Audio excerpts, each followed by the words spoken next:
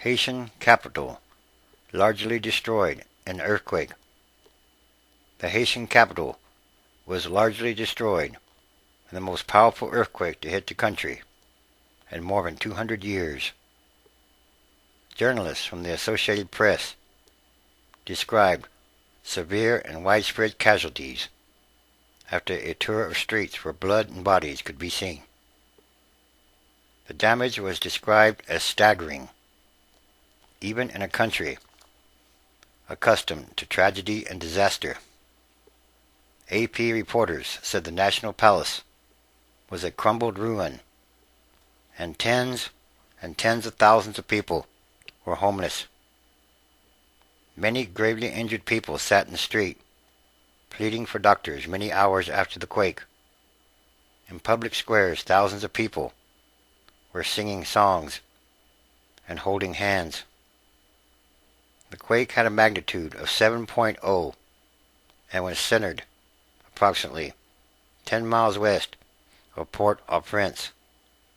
According to the U.S. Geological Survey, it was followed by many aftershocks, one with magnitude 5.9, the USGS reported. The whole city is in darkness. You have thousands and thousands of people sitting in the streets with nowhere to go. A major disaster. In the hillside neighborhoods, people said they saw no police or rescue vehicles. People were trying to dig victims out with flashlights. The casualties could be in the thousands. People were out in the streets, crying, screaming, shouting.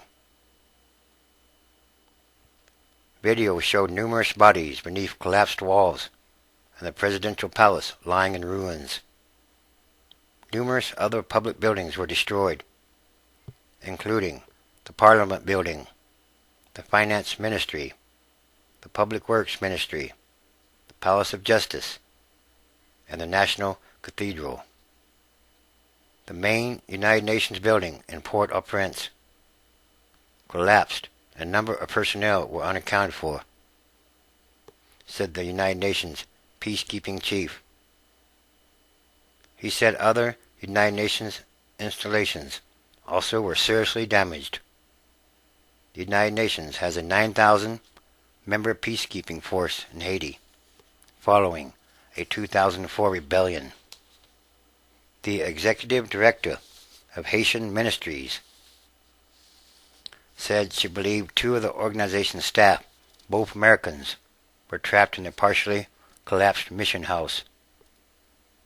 The earthquake also destroyed much of the Port-au-Prince air traffic control tower, and flights were being rerouted by other Haitian air traffic faculties. A USGS geophysicist called it the strongest earthquake since 1770 in what is now Haiti.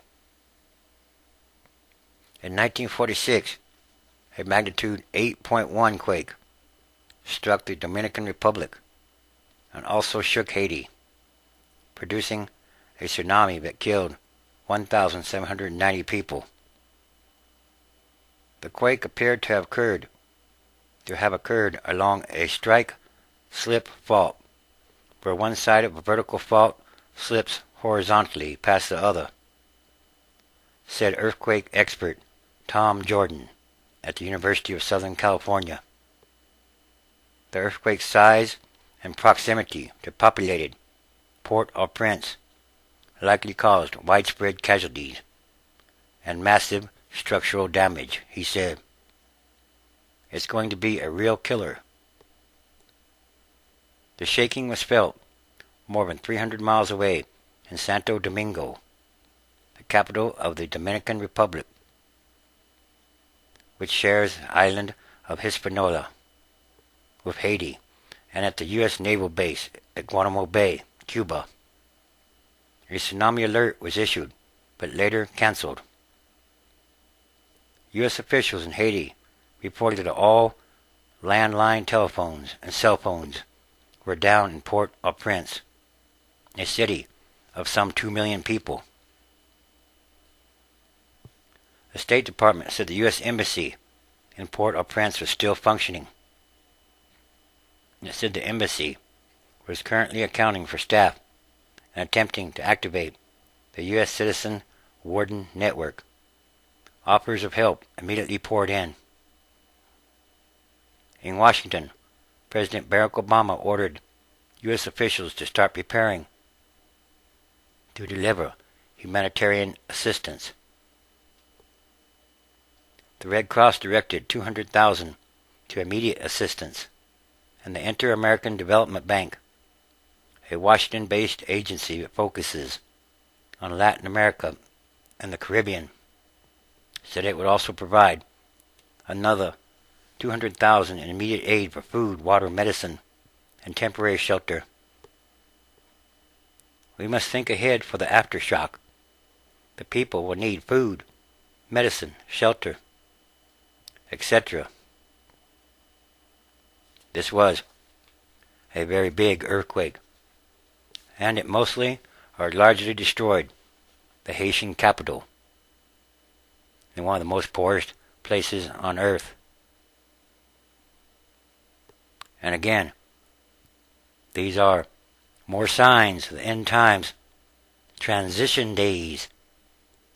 There is a great transition going on. It's a process, and it's happening daily, all around the world.